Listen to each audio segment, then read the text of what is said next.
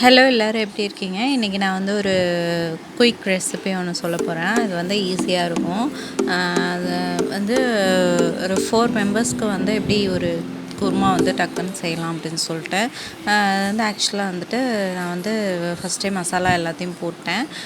என்ன போட்டேன்னா இஞ்சி பூண்டு மசாலா, வெங்காயம் பேஸ்ட்டு, அதுக்கப்புறம் வந்து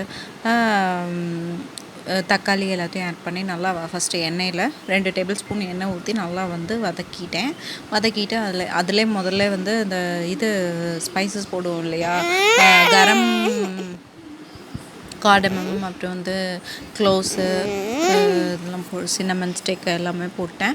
இப்போ வந்து நான் சில்லி பவுடர் ஆட் பண்ணுறேன் 2 டேபிள் ஸ்பூனு ஆட் பண்ணிட்டு, coriander powder 1 tablespoon add பண்ணிட்டேன்.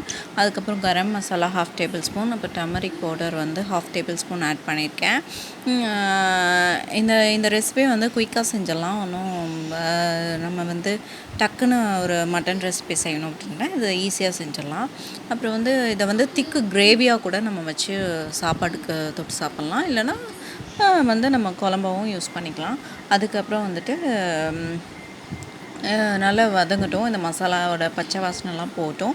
அதுக்கப்புறம் நான் இப்போ வந்து மட்டன் பீசஸ் வந்து ஆட் பண்ண போகிறேன். அதில் வந்து உப்பு வந்து 1 டேபிள் ஸ்பூன் வந்து நான் ஏற்கனவே ஆட் பண்ணிட்டேன். இப்போ மட்டன் ஆட் பண்ணிவிட்டு 1 டேபிள் ஸ்பூன் வந்து நான் ஆட் பண்ணுறேன். பத்தலைன்னா நம்ம வந்து லாஸ்ட்டில் பார்த்து போட்டுக்கலாம், ஒன்றும் பிரச்சனை இல்லை.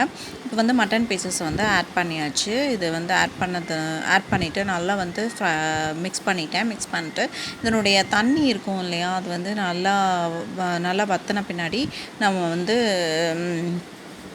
தயிர் வந்து ஆட் பண்ணிக்கலாம். நான் வந்து தயிர் எதுக்கு ஆட் பண்ணுறேன்னா, மட்டன் வந்து சீக்கிரம் குக் ஆயிரும், உங்களுக்கு சாஃப்டாகவும் இருக்கும்.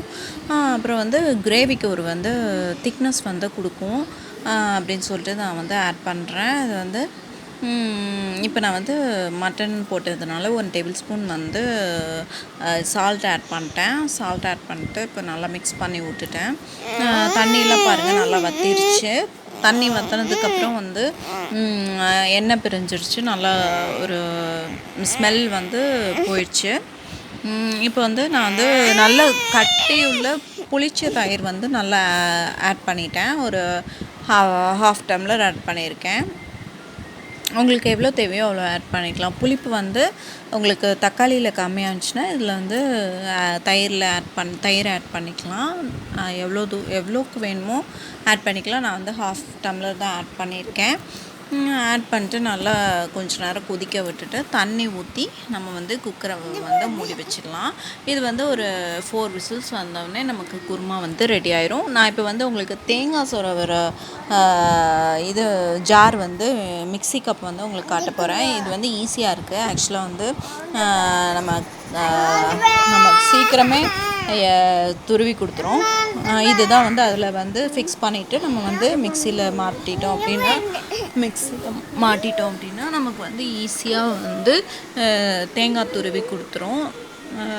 நல்லாயிருக்கு இந்த ப்ராடக்ட்டு. இப்போ வாங்க, குருமா ரெடி ஆயிடுச்சு. அவ்வளோதான் ஃப்ரெண்ட்ஸ்.